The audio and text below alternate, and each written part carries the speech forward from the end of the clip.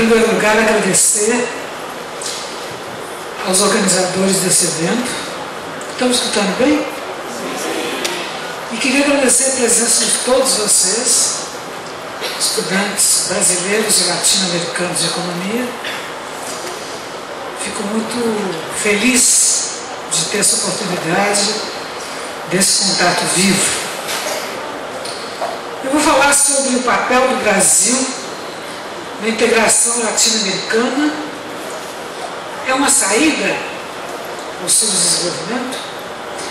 Primeiro vou tentar fazer um histórico dessas tentativas de integração ao longo de um século, para ao final chegarmos às conclusões que nos permitem tirar dessas experiências tão variadas e tão interessantes durante todo esse período. As iniciativas mais significativas de integração comercial dos países da América Latina começam a surgir a partir da segunda metade do século XX. Em fins dos anos 50, Brasil, Argentina, Chile e Uruguai já começam a impulsionar a discussão sobre o comércio. Em 1960, junto com o México, Paraguai e Peru, em Montevidéu, criam a Associação Latino-Americana de Livre Comércio, a famosa ALAUC. E outros países vão se somar a essa iniciativa. O Tratado de Montevidéu entrou em vigor em 1961. O objetivo desse tratado era promover o redirecionamento das políticas aduaneiras dos produtos em listas nacionais e em listas comuns que tivessem algum valor, algum significado global, valor global do comércio entre esses países. Mas a ALAUC, o que acontece com ela? Ela se converteu logo em um instrumento das grandes empresas, sobretudo das multinacionais, que visavam compatibilizar a sua produção com o mercado. Isso foi muito bem destacado pelo Rui Mauro Marini no seu livro América Latina, Dependência e Integração. Na mesma época, é criada, e com os mesmos objetivos, na mesma época eu digo, em 1961, o Mercado Comum Centro-Americano, já com uma tarifa aduaneira única. O capital estrangeiro já estava penetrando desde o final do pós-guerra na América Latina, desnacionalizando a propriedade privada dos principais instrumentos de produção, a indústria manufatureira, e criava também novas instituições sob a forma de novos investimentos de capital. Isso foi chamado o novo caráter da dependência pelos estudiosos que deram origem a essa teoria. Então, as classes dominantes transformam-se em classes dominantes dominadas. Poderíamos usar uma imagem metafórica, copiando um sociólogo iugoslavo, cujo nome me foge no momento, de que as classes dominantes na América Latina abdicam da função de poderem exercer o ofício dos deuses, porque já não podem mais controlar o seu destino. Os Estados Unidos tratavam de afirmar sua hegemonia sobre o continente, utilizando a política integracionista,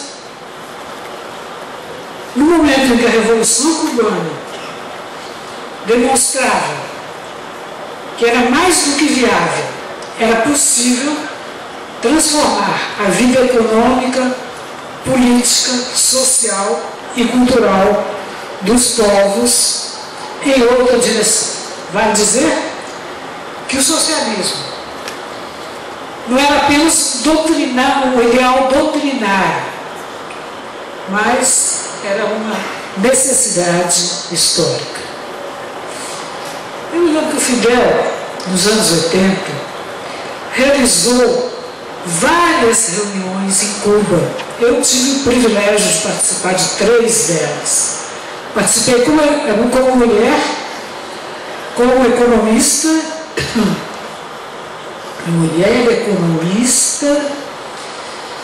e como, não conseguindo me lembrar, porque as reuniões eram temáticas. Fidel com as mulheres, com os economistas, com os jornalistas, com etc., tá certo? Para discutir a situação da dívida externa e demonstrar, por A mais B igual a C, que essa dívida era impagável. Fidel levou assim uns 5 anos fazendo essas reuniões, tá certo? Dizendo que os países deviam se levantar e dizer: não temos dívida para pagar porque não podemos pagar. O absurdo que se paga não era nem a dívida, era o serviço da dívida, os juros da dívida. E não, foi uma tarefa inglória, porque nós continuamos a pagar a dívida até hoje. Teve uma época aí que o Lula andou dizendo que já tinha liquidado a dívida, que estava até emprestando dinheiro para o FMI. Brincadeira de mau gosto. Bom, posteriormente é criado o Pacto Andino, com uma posição muito mais autônoma, devido à recessão norte-americana de 1967, agravada com a alta do preço de petróleo em 73. Foi exatamente quando surge a OPEC, né?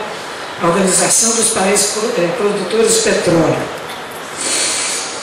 E, bom, do Pacto Andino participaram Peru, Venezuela e o Chile, que vai se retirar logo depois de 1976. O Chile tem essa mania de começar e não dar continuidade à sua participação. Cada país enfrenta o colossal crescimento da dívida externa, voltando-se para o seu interior. Em 1980, a LAUC cede lugar à Associação Latino-Americana de Desenvolvimento e Integração, a ALAD, que vai obstaculizar os precários progressos, os tênues progressos, obtidos durante a liberalização do comércio intrarregional, ao querer a renegociação desses tratados. Mas pouco depois, desenvolve-se uma nova busca de integração regional, cujo auge será o Sistema Econômico Latino-Americano, CELA, em 1975, com uma linha já independente dos Estados Unidos. Como consequência, não é? Vai ser aprovada a resolução da autorização para que os governos estabeleçam relações com Cuba. Isso foi em 1975. Com exceção do México, o México foi o único país que nunca rompeu relações com Cuba. O México é um país muito interessante, ele tem uma política externa própria. Ele não vai onde os Estados Unidos mandam, pelo menos não ia onde os Estados Unidos mandaram. E, por exemplo, em 1979, recusa-se a proposta de intervenção na Nicarágua. Essa era uma proposta da OEA. E o Brasil apoia essa proposta, uma intervenção na Nicarágua da OEA. O Brasil começava a pôr em prática, então, o seu conhecido pragmatismo responsável, que é a política que ele vem seguindo até hoje, e que eu costumo dizer que é sinônimo de oportunismo sistemático. Bom, vários fatores internacionais estimulam a política latino-americanista. O Rui Mauro Marinho elencou alguns e eu salvei eles aqui para vocês. Primeiro, a crise internacional. Depois da Revolução dos Cravos, em Portugal, com a derrubada do Salazar. Depois, o fim do regime franquista na Espanha. Em seguida, o início do governo Carter. E as críticas do governo Carter às políticas de contra-insurgência. A criação de uma nova elite intelectual nessa época nos Estados Unidos. Vocês não se lembram, vocês não tinham nem nascido, eu creio, mas na época a Rosalind Carter veio ao Brasil e peitou o ditador de turno, que eu já não me lembro mais quem era. Hein? Gaza? Não, a derrota do Vietnã, esse é o mais importante de todos. Né? Revalorização dos direitos humanos e da democracia. E a assinatura, finalmente, a assinatura do tratado com o Panamá, que prevê a entrega do país, a entrega do canal, né, o controle do canal, o país que na época era governado por torricos, prevê que isso se daria no fim do século. Eu me lembro quando eu saí corrida do Chile, eu fui para o Panamá e a gente foi recebido pelo Torrijos, com aquele velho esquemão latino-americano. Eu me lembro que ele chegou com um monte de notas, dólares, né, que lá circula o dólar mesmo, né, e foi distribuindo $100 para cada um. 100 para mim, 100 para minha filha, 100 para meu filho, que era tudo pequenininho. E a minha filha queria usar os $100 dela, naturalmente, uma criança, comprava um vestidinho bonito, eu tinha que comprar, tinha um centavo na bolsa, mas os $100 dela eram dela. Bom, em 1980, há uma modificação drástica da situação. É o segundo choque do petróleo. 1979. No contexto da crise internacional de novo, né? Década de 80. A América Latina tem problemas sérios no pagamento do serviço da dívida, inflação e desemprego. A tal famosa década perdida. Nos Estados Unidos, a ascensão do Reagan, a América Latina é obrigada a subjugar-se ao Fundo Monetário Internacional. A política, a América Latina, todos os países são obrigados a subjugar-se à política que eu chamo de tripé. São 3 arroxos. A política do tripé: arroxo salarial, arroxo de crédito, a pequena e média burguesia, que é a que necessita de crédito para tocar seus negócios, e arroxo dos gastos estatais, paralisação dos gastos estatais. Isso configura uma nova ofensiva imperialista sobre a região. E começa a vigorar, então, começa a vigir, então, o neoliberalismo. Em 1983, México, Venezuela, Colômbia e Panamá formam o grupo da contadora, visando solucionar conflitos na América Central e no Caribe. Em 1984, Reagan se reelege. Então, Argentina, Brasil, Uruguai e Peru formam o Grupo de Lima. É um grupo de apoio à contadora. Em 1985, Brasil e Argentina assinam a Ata para a Integração Brasileira-Argentina, visando, entre outros motivos, a liberalização do comércio. Em 1900, essa data é muito importante, em 1986, os dois grupos se fundem, dando origem ao Grupo dos 8, que visa estimular os processos de integração regional. Quer dizer, México, Venezuela, Colômbia e Panamá, Brasil, Argentina, Uruguai e Peru. O êxito atrai o Paraguai também. E isso tudo vai desembocar no Mercosul. No norte surge o NAFTA, um acordo de livre comércio dos Estados Unidos, Canadá e México. A figura que eu vejo do NAFTA está como um povo envolvendo a América Latina. Ele foi concebido assim, entende? Como um povo. As suas unhas foram cortadas pelos Chaves. Né? O que a gente poderia dizer sobre o NAFTA? Digamos que o NAFTA é concebido como a nova era da independência. Né? A opinião pública tomou conhecimento de 20 páginas, mas na realidade tinha 200 páginas. Né? Ele visava controle total pelo capital, especialmente o norte-americano e secundariamente o canadense, primeiro da economia mexicana, anexando-a aos Estados Unidos. Eu considero hoje o México anexado aos Estados Unidos. Eu vivi lá muitos anos também. O México assinou o TLC, Tratado de Livre Comércio, transformando-se assim em potência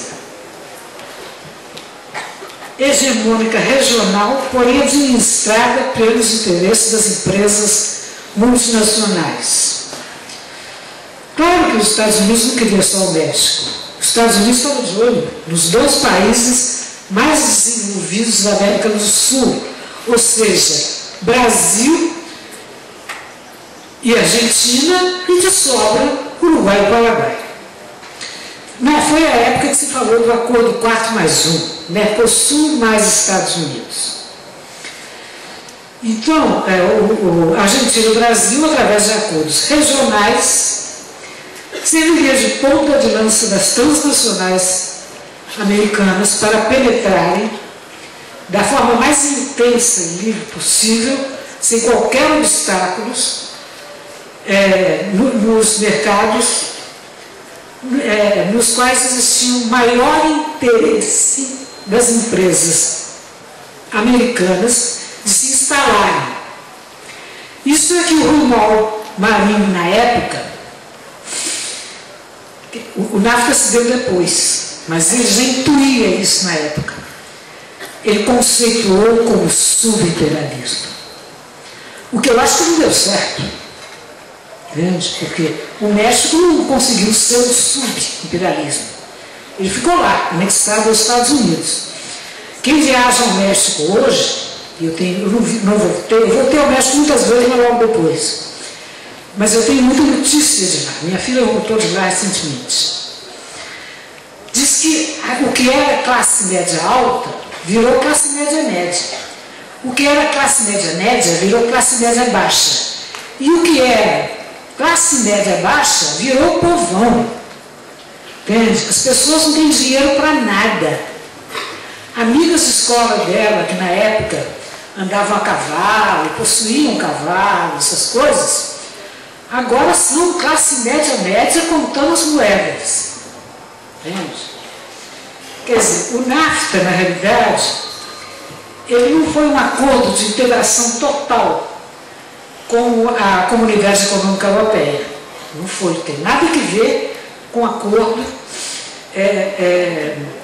que busca romper fronteiras, livre circulação de indivíduos, de mão de obra, unificação monetária, unificação política, unificação militar, que nada, não tem nada disso. A atual lei de migração norte-americana continua vigente. E os chicanos continuam chicanos, quer dizer, cucarachas, baratas. O caráter meramente comercial do Tratado de Livre Comércio na África, exige que mais da metade dos componentes dos produtos exportáveis sejam made in México, criando assim as condições para a associação entre empresas americanas e canadenses, não é certo? Deixando que as empresas americanas penetrem livremente no território mexicano. Né? Desde o primeiro momento, tanto foi assim que desde o primeiro momento as centrais sindicais mexicanas, norte-americanas e canadenses se manifestaram absolutamente contra o NAFTA, certo? Se manifestavam contra devido ao fantasma que já era bem corpóreo do desemprego. Os operários canadenses e americanos temem a transferência massiva de indústrias, sobretudo de baixa tecnologia, que emprega muita mão de obra, para o território mexicano. Eu me lembro que tinha um líder, Fidel Velázquez, que era nonagenário, né, a grande figura do sindicalismo mexicano, que ele era contra, radical, era do PRI, partido que governou o México durante mais de 70 anos, que agora voltou ao poder, foi eleito, né? Esse Fidel Velázquez se mantinha há anos, há décadas no poder. Ele pressionou desde o primeiro momento contra o NAFTA. Os ecologistas americanos, canadenses e sobretudo os mexicanos se preocupam com a degradação mais intensa ainda do meio ambiente no México, porque ali as normas de controle não são rigorosas, ademais da atração adicional para as empresas mais poluidoras, né? Então,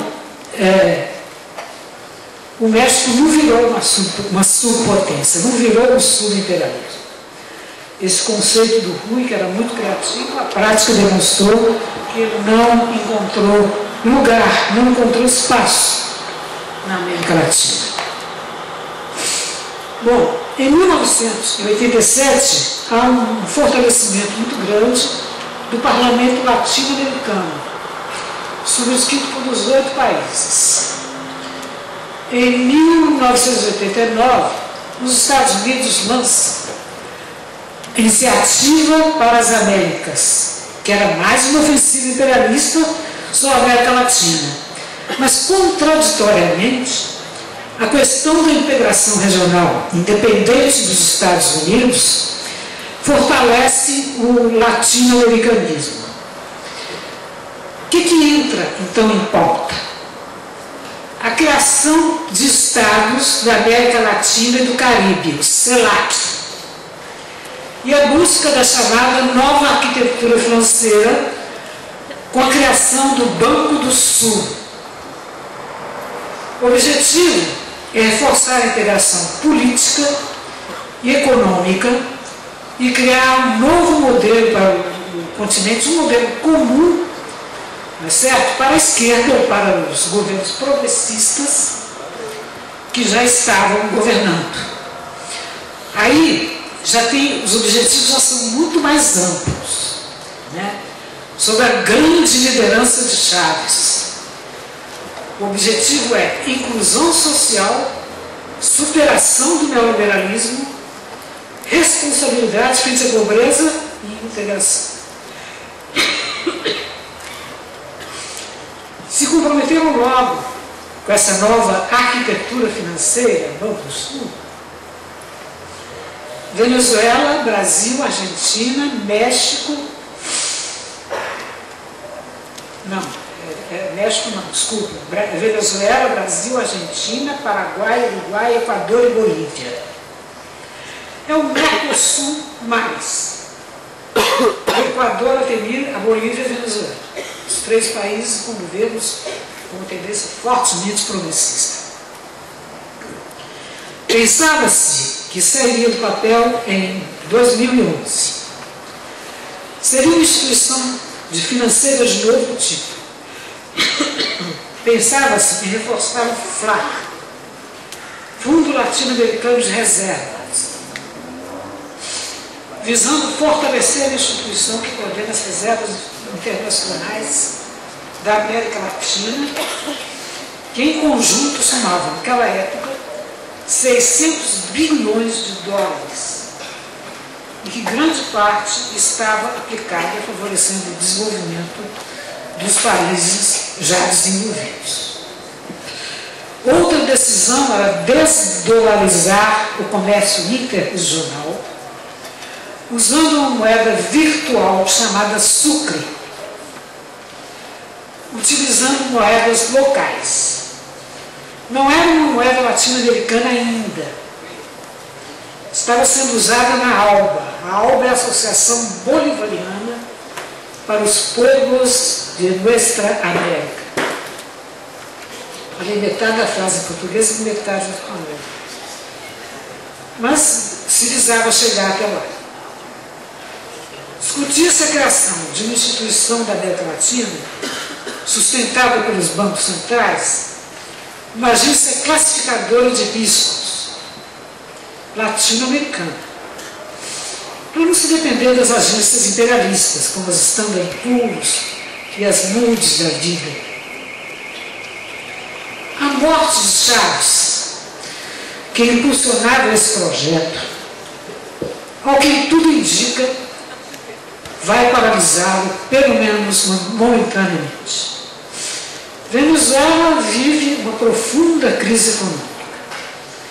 Falta um país forte para liderar essa proposta. Bolívia e Equador são débeis, não tem uma estatura para isso.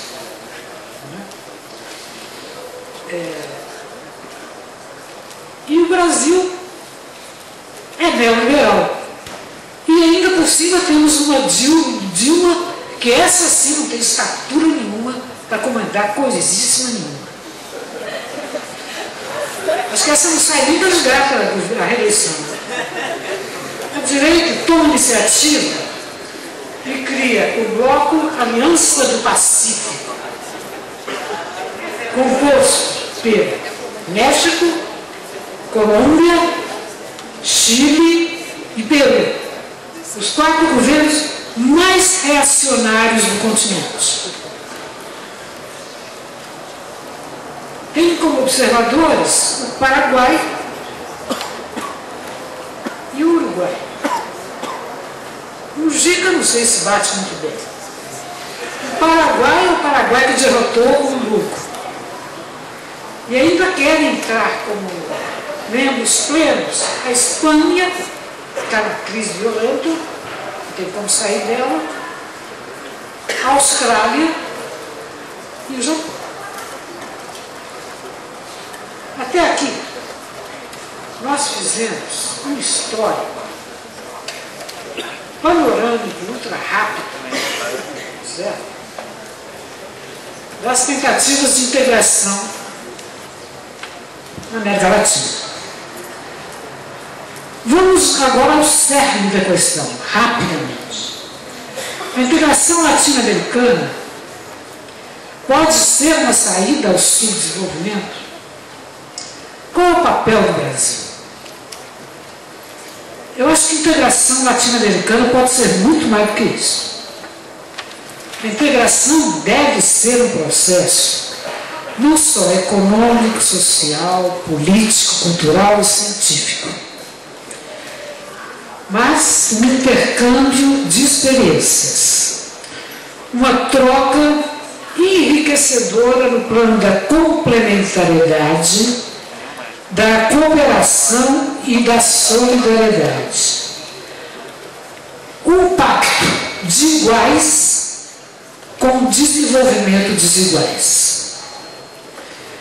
Para ser um fator efetivo de desenvolvimento, não pode ter interferências imperialistas. Não pode ter como objetivo principal o do lucro e o da exploração.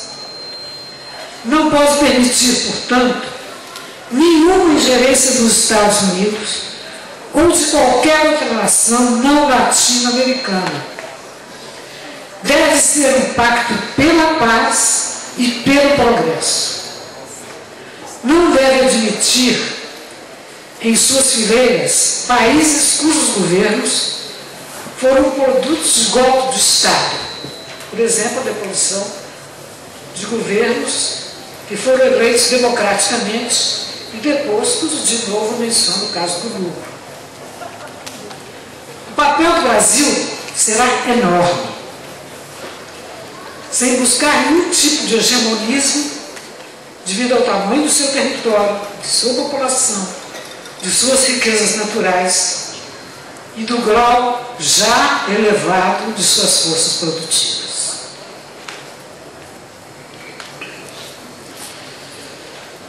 Deve, sempre que necessário, ser mediador de conflitos, artífice de iniciativas a serem compartilhadas e, mais do que isso, solidário. Solidário com as nações menos desenvolvidas. Seus princípios não devem ser pautados pelo pragmatismo responsável, como tem sido desde a época da ditadura, mas, como destacamos anteriormente, pela cooperação e pela solidariedade. Assim, nós estamos plenamente convencidos que não só estaremos colaborando para a superação do subdesenvolvimento, mas, sobretudo, para a criação de um mundo melhor. Eu terminaria lembrando mais uma vez o nosso querido Rui Mauro Marini. Nenhum país latino-americano é hoje viável isoladamente. Muito obrigada.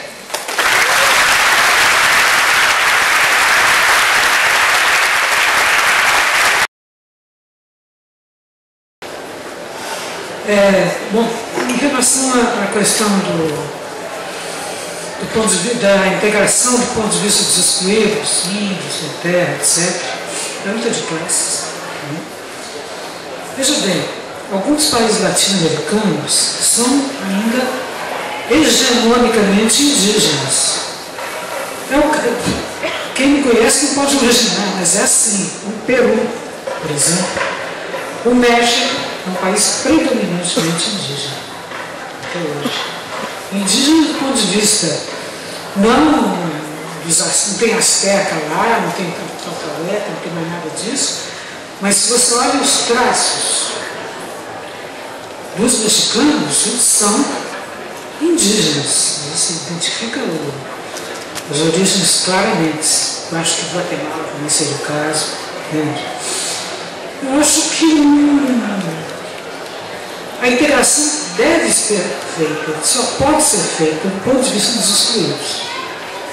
Porque eu acho que, se formos pensar do ponto de vista das classes dominantes, o que ocorre realmente é o comércio. O comércio em si não é integração. Certo? Então, o meu ponto de vista é de que, para haver uma efetiva integração, não deu para entrar em todos os detalhes, todas essas consequências, certo? Mas só uma sociedade em transformação é uma sociedade que realmente vai poder fazer uma integração verdadeira. Agora, com o conflito bélico, ou sem conflito bélico, eu não creio que seja, para fazer a integração latino-americana, seja necessário conflito bélico. O conflito é interior de cada país, para ver qual classe que vai realmente deter a hegemonia do poder. Entende? Aí eu não creio que as últimas experiências do mundo, mas faltam tantas, inclusive as que chegaram a começar a experiência de socialismo, retrocederam, não é certo? E retrocederam no fundo, a causa Por que esse retrocesso? Por pouco desenvolvimento. Pouco desenvolvimento. Se falava numa revolução proletária sem classe operária. Na própria Rússia, a classe operária tomou o poder, está certo, era uma vanguarda. Ela coexistia o sistema feudal com o sistema capitalista burguês. Mas a classe operária na Guerra Civil, e depois da invasão de 14 países, ela foi dizimada. Então, quem ocupa o poder não é a classe operária, é a burocracia. E já é outra história que se apresenta ao mundo, no socialismo burocrático, não no socialismo proletário. Se você virar voltas na história. Então, eu creio que realmente eu queria insistir nisso. Não é necessário haver um conflito bélico entre Estados para haver integração. Mas é necessário sim haver um conflito profundo no interior dos países, para que esses países possam realmente fazer uma integração verdadeira. Só deu PT nas perguntas aí desse segundo bloco. Bom, essa afirmação que o primeiro companheiro que veio aqui fazer as considerações diz que PT rompeu com o neoliberalismo e agora é pós-keynesiano. Eu pergunto onde, quando, não vejo isso. Lemos jornais diferentes, assistimos televisões diferentes, interpretamos fatos de maneira absolutamente diferente, porque eu não vejo o PT romper com o neoliberalismo. O PT sempre foi neoliberal. O ISEB, Instituto Superior de Estudos Brasileiros, mencionado pelo companheiro, foi criado para pensar o Brasil. Foi criado pelo Kubitschek, para pensar o Brasil. Numa época em que a burguesia era ainda uma burguesia nacional que já acabou, que já morreu. Naquela época ela já estava agonizando quando criaram o ISEB. Certo? Aquele orgulho que tinha o Guerreiro Ramos, o filósofo, como é que ele chamava? Álvaro Vieira Pinto, que escreveu um catatal desse tamanho, que é bom para pôr embaixo da mesa quando ela quebrar um pedaço do pé, né? Que não tem nenhuma citação, me lembro disso, o orgulho do guerreiro, o livro não tem nenhuma citação, né? Então, foi criado para pensar uma burguesia que já não estava existindo, que ela deixou de existir. Né? Então esse foi o primeiro mito que se rompeu aí, né? O PT rompe com o neoliberalismo, mas acho que ele é mais do que nunca neoliberal.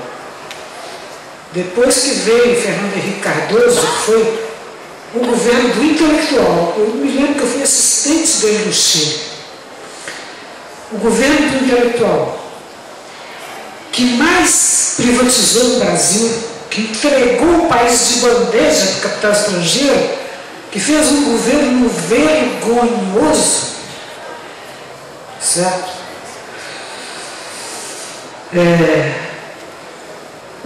Praticamente não deixou nada sem privatizar.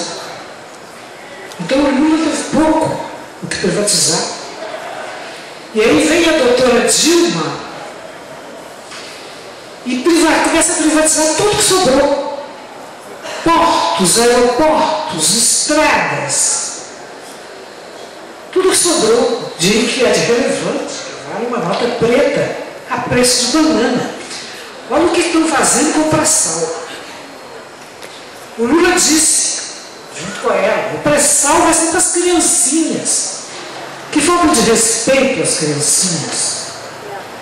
Por quê? Dos 10% que sobram para o governo, porque tudo já foi para a multinacional, e são campos petrolíferos de um valor infinito, que vale 3 trilhões de dólares, que sei eu, do que fica para o governo, que é 10%, aí vai para as criancinhas, 10% de 10%. Né? Então, outro mito que o PT acabou também, foi com o mito da ética.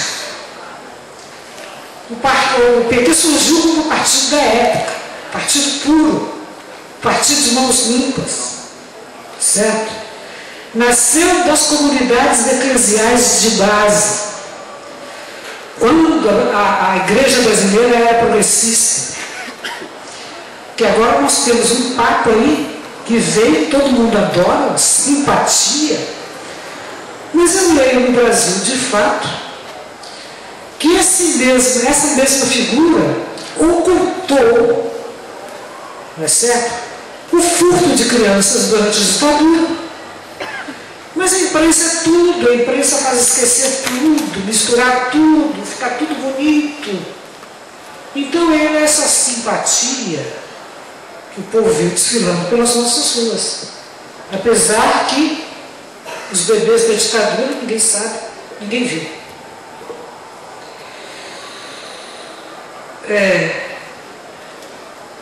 E esse partido ético, certo?